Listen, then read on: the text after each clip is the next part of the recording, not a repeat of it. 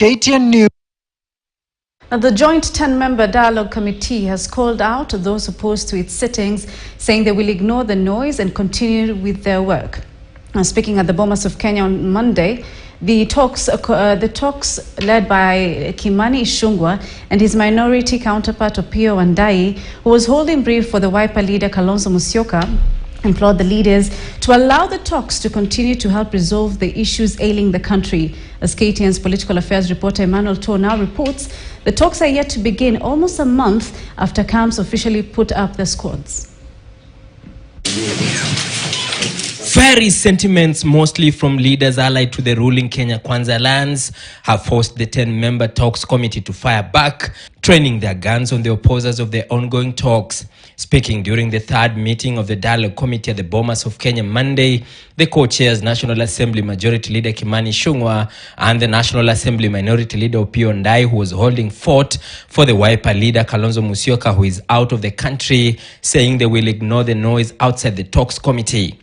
Recognize their rights to the freedom of expression, but whatever other Kenyans say out there will not in any way determine the discourse of the engagements in this room.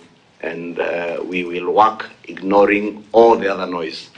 Communication from this committee shall only emanate from the leadership, that is the delegation leaders and perhaps their deputies,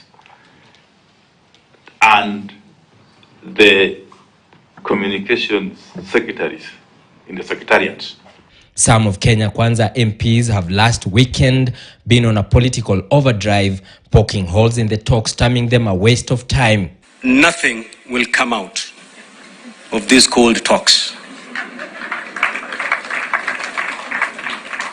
But something will come out from this plan that the president has. We are pleading that tomorrow, as the talks resume, the first agenda should be actually to terminate the talks. Tunasema sasa tuachane na hii mazungumzo. Mazungumzo inatupeleka wapi? Don't worry when you hear other people shouting in village rallies, purporting to speak either for Azimio or for Kenya Kwanza on these issues.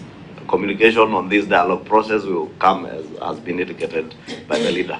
The committee is yet to have its inaugural meeting to discuss the 10 issues proposed for dialogue as they wait for the Senate to pass a motion seeking to formalize it. The Senate is going to consider the matter on Tuesday next week with a view to having it approved. We have given ourselves a timeline of 60 days, and there are concerns that days are running.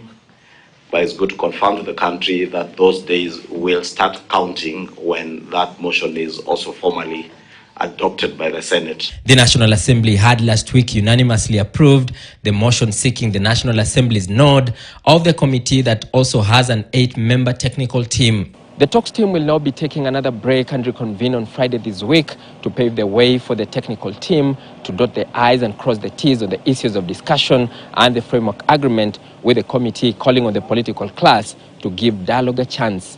Emmanuel Toh, KTN News, Bomas, Nairobi. Now, Prime Cabinet Secretary Musalia Mudavadi has challenged Africa